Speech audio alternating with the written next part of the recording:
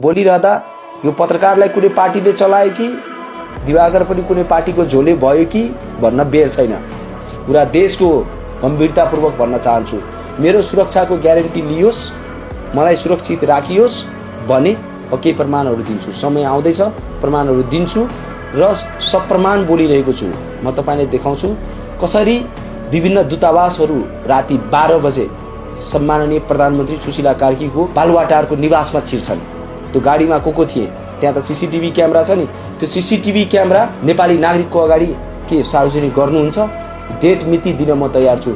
जुन दिन म निर्मल निवासमा लाइभ गरेको छु नि, निर्मल निवासको बाहिर गेटमा, त्यो दिन प्रधानमन्त्री कार्यालयमा कुन चाहिँ दूतावासको गाडी ओहोर दोहोर गरिरहेको थियो र त्यो दूतावासको गाडीमा को बसिरहेका थिए। यहाँ हाम्रो देशलाई प्रयोगशाला बनाइदिँदैछ, रणभूमि बन्दैछ हाम्रो देश। जति तपाईहरू सामान्य बुझ्दै हुनुहुन्छ त्यो सामान्य त कुरा होइन, यो बडो गम्भीर विषय छन्। बोल्दाखेरि फेरि सोच्न थाले। किन सोच्न थाले भने बोलौँ किन बोलौँ, म तपाईहरुलाई भन्न चाहन्छु। जुन दिन 23 गते घटना भयो, शान्तिपूर्ण प्रदर्शनमा गोली चल्यो, ल ठीक छ मान्यो। 24 गते बानेश्वरको फुटेजहरू निकालियोस्, ब्ल्याक टी सर्टहरू कोले लगाएको थियो र त्यो ब्ल्याक टी सर्टमा कालो रङको टी सर्टमा के लेखिएको थियो त्यो कुरा सार्वजनिक गर्ने आँट कसको छ? अब यो बोलिरहँदा त्यो ब्ल्याक टी सर्ट लगाउने वालाहरू मलाई टार्गेट गरिसक्यो। अब म टार्गेटमा परिसकेँ, नो डाउट।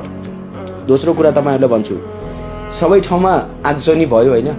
प्रहरीको चौकीहरू प्राय हामी नेपालीहरू बुझ्छौँ।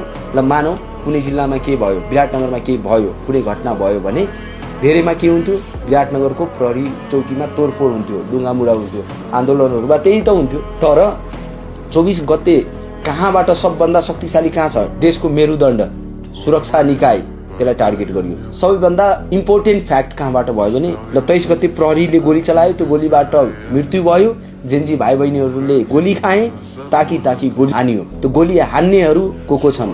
प्रहरी हुन सक्छन् कि अन्य मान्छेहरू हुन सक्छन्।